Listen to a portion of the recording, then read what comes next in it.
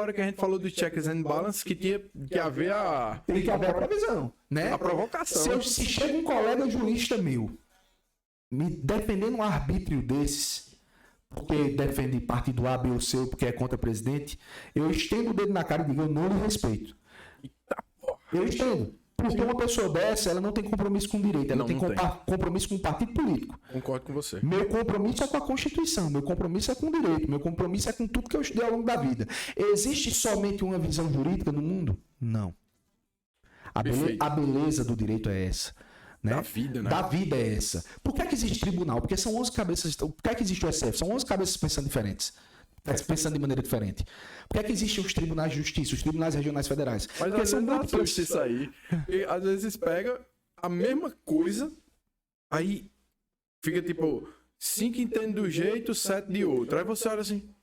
E cada um com sua particularidade do seu raciocínio. Sim. Então você olha assim, rapaz. Será que essa galera estudou em um canto diferente? Tem um portuguesista, tem uns bônus aí, porque os caras, cada um entende de um jeito. Mas é porque são as correntes teóricas, né? A beleza do direito, de verdade, eu acho isso. E eu entendo que, por exemplo, se a gente for discutir aqui qualquer outro tema, né? Um tema dentro do direito, vamos lá, um exemplo que eu sempre uso. Lá no artigo 37, caput da Constituição, existe um princípiozinho da administração pública chamado eficiência. Mas a Constituição não diz o que é eficiência, ela só diz que é um princípio da administração pública, eficiência. Se a gente colocar aqui nessa mesa, para não estender demais o debate, coloca um conservador, um liberal, um marxista e um progressista. Sim, são 4 correntes... 4 correntes distintas, né? Distintas. Cada um vai ter seu... dentro desse polo, realmente... Né? Um marxistazão raiz mesmo, aquele do trabalhador, Revolução Armada, um progressista que é dentro dessa nova esquerda, um liberal clássico que é Estado mínimo e um conservador. A gente coloca os 4 e diz, diga o que é eficiência. Cada um vai ter seu ponto de vista. Cada um vai ter seu ponto de vista. O direito tem muito disso. Mas uma coisa é você defender o seu ponto de vista dentro de critérios normativos ou teóricos. Outra coisa é você defender algo que não existe na legislação, que é dentro de uma perspectiva racional e lógico, porque como é que você é investigador, vítima, acusador e autoridade julgadora ao mesmo tempo? E ainda tem um acréscimo, que é o seguinte, se Alexandre Moraes ele sofreu um impeachment por estar à frente disso, imediatamente se faz necessário um impeachment consecutivo de Toffoli, que foi quem gerou, foi quem fez o menino. Exatamente, quem pariu, né? O caso mais recente dos empresários bolsonaristas. Outro aborto, excrescência jurídica. A liberdade de manifestação do pensamento não existe mais no Brasil, nem grupo privado no WhatsApp. Né? Nem grupo privado no WhatsApp. E aqui eu digo a vocês, eu tô doido para ser vítima de um inquérito desse. Doido. Porque eu não baixo minha voz, eu não calo a voz diante da arbitrariedade do Estado, não. Vai ali para o Paraguai e fica de lado, descendo o cacete, porque senão... Não, que eu faço como Alan dos Santos, vá para os Estados Unidos. Mas, assim, eu sou um defensor ferrinho da Constituição. Se for para ir pro meio da rua, pegar em arma para defender a Constituição, eu não tô falando para defender João, Maria, Antônio, não. Tô falando para defender a Constituição. E se a Constituição não é boa o suficiente, que se mude a Constituição. Perfeito. Através da vontade do povo. Através da vontade do povo, não da imposição de quem está no poder. Ele trata-se como... que eu não tenho essa percepção, mas trata-se a possibilidade de você refazer a Constituição. Digamos, eita, vamos fazer uma Constituição nova aqui, como uma aberração, né? A galera trata como um absurdo, que não é. Eu não acho que seja primeiro, porque a gente tá aqui, vivos, legislando, votando, trabalhando.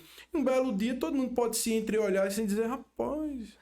Vamos atualizar essa parada? A sociedade entender que a Constituição está precisando de mudança. Eu assisti um documentário de uma frase sensacional. A Constituição meio que proíbe isso, né? Não, tem que ser uma Constituição originária, né? A Constituição, ela permite a sua alteração dentro de limites estabelecidos, né? Que estão no artigo 60 da Constituição, mas ela admite sua reforma. Mas se for o caso de refazê-la integralmente, você tem que dar um corte, que é uma ruptura. Sim. Mesmo que volte com os mesmos parâmetros, mas aí, Yuri, existem 2 tipos de ruptura, né? Historicamente, as rupturas constitucionais, a tendência é serem frutos de revoluções ou de tomada de poder arbitrário. Né? Então, ou uma revolução de fato popular, ou uma tomada de poder arbitrário, como foi o caso da ditadura militar em 64. Os caras tomaram o poder arbitrariamente e em 67 otorgaram a Constituição. Arbitrariamente? Assim, pelo menos existe um contexto em que foi votado pelo Congresso, foi validado, e depois de uns 3 ou 5 anos, parece que aí sim... Não, tomaram o poder não dentro de um contexto democrático como as regras estavam postas na Constituição de 46, que antecedeu, né? E aí em 67 os caras outorgaram a Constituição e em 69 os caras apresentaram a emendas 01 de 69 que até a doutrina acha que mudou tanta coisa que consideram uma nova Constituição. Mas sobre a nossa atual Constituição, inclusive eu trouxe esse texto, eu postei hoje esse texto e trouxe esse texto aqui porque eu acho um dos discursos mais bonitos que eu já li na minha vida. E, inclusive, eu gosto muito de discursos de políticos, né? Eu tenho várias obras com discurso de político. O discurso da promulgação da Constituição de 88, de Ulisses Guimarães. E já a gente volta para falar sobre o do fim do mundo aí. Sim. O discurso da promulgação da Constituição de 88, para vocês terem ideia por que a Constituição ela não é perfeita. Né? A gente não tem o ideário de que a Constituição é perfeita. Ela não foi criada com o propósito de ser perfeita, né? A Constituição ela foi criada entendendo e reconhecendo não ser perfeita. No seu discurso de promulgação da Constituição, e essa parte eu acho muito forte, Ulisses Guimarães disse o seguinte: a Constituição certamente não é perfeita. Ela própria o confessa ao admitir a reforma, ou seja, ao admitir a sua mudança. Quanto a ela discordar, sim. Você pode discordar de algo que está na Constituição. Divergir? Sim. Nós vivemos em um sistema democrático republicano. Descumprir? Jamais. Afrontá-la? Nunca. E aí ele ainda continua. Traidor da Constituição é traidor da pátria. Conhecemos o caminho maldito, que foi a ditadura. Rasgar a Constituição, trancar as portas do parlamento, garrotear a liberdade, mandar os patriotas para a cadeia, o exílio e o cemitério. Quando, após tantos anos de lutas e sacrifícios, promulgamos o Estatuto do Homem, da Liberdade e da Democracia, bradamos por imposição de sua honra. Temos ódio à ditadura, ódio e nojo. Veja o quão forte foi o discurso, né, do Ulisses Guimarães da promulgação da Constituição. Tão fortemente lembrado assim, com louvores. Com louvores, né? Então, a Constituição ela não foi feita para o arbítrio, a Constituição de 88.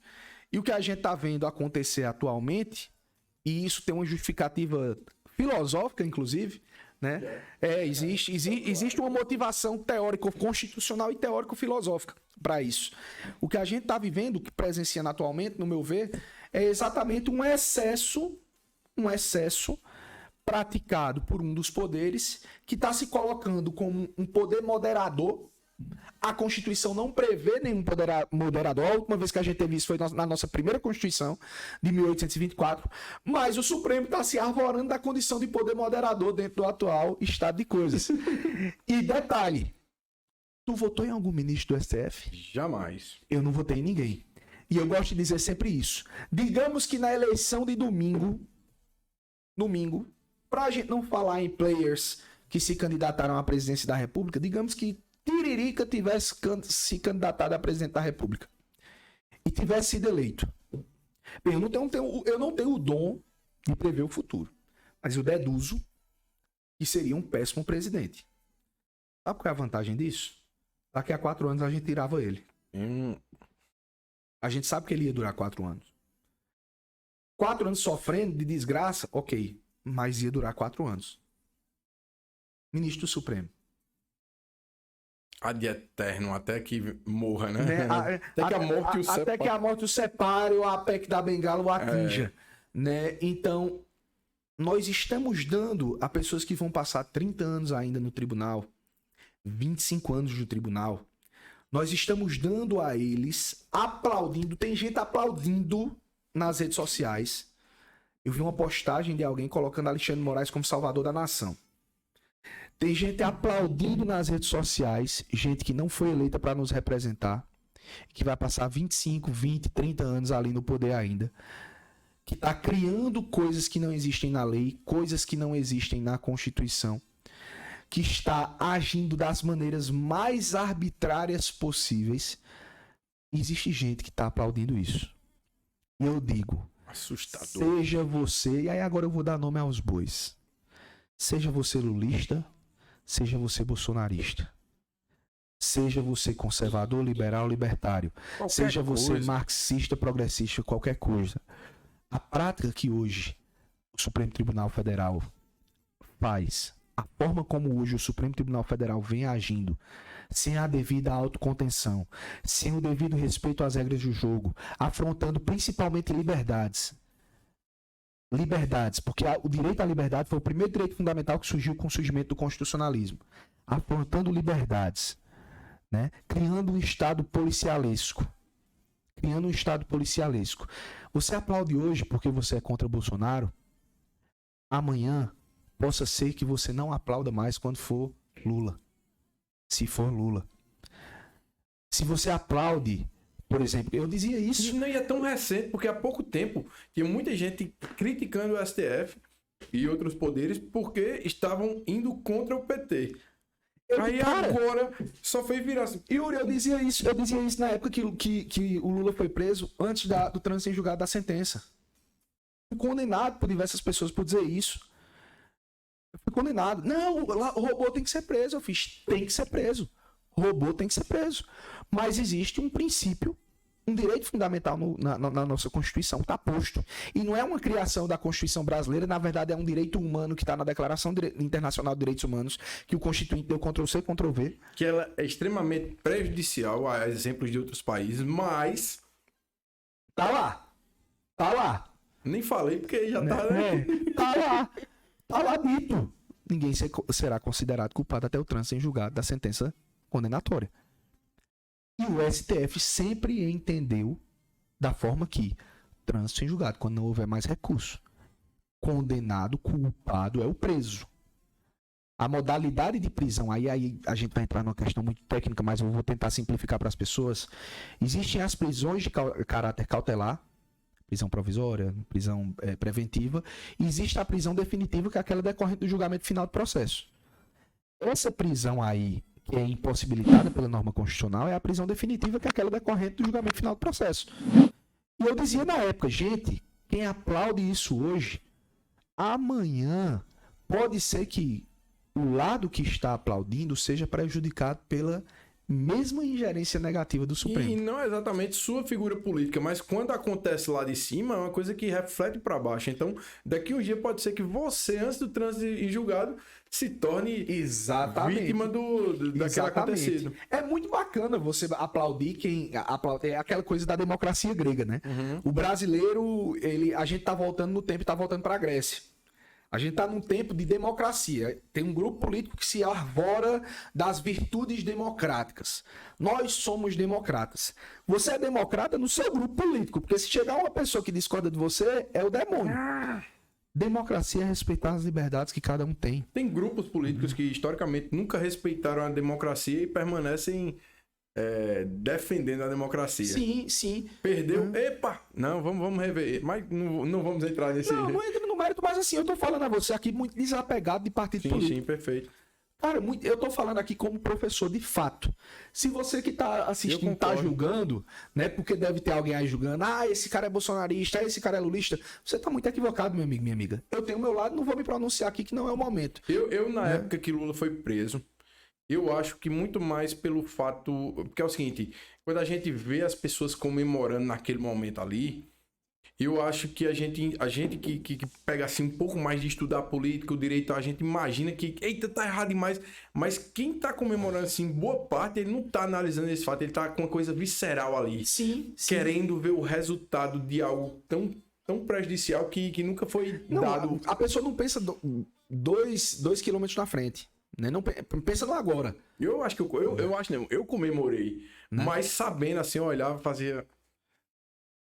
Não, o cidadão Rodrigo Rabelo comemorou. Pronto. O professor Rodrigo Rabelo indignou-se. É o que eu tô dizendo. Minha ideologia política tá no adesivo que tá no meu carro. Uhum. Quem tá aqui falando é um professor de direito constitucional. Eu não tô aqui falando como idealista, como apoiador político, como advogado de candidato. você sabe que eu sou, Sim, sim. né? Estou em campanha, como eu disse, estou trajado de farda de trabalho. Inclusive, ele, o Pedro Cunha Lima, já esteve aqui, inclusive, com a gente. Conseguiu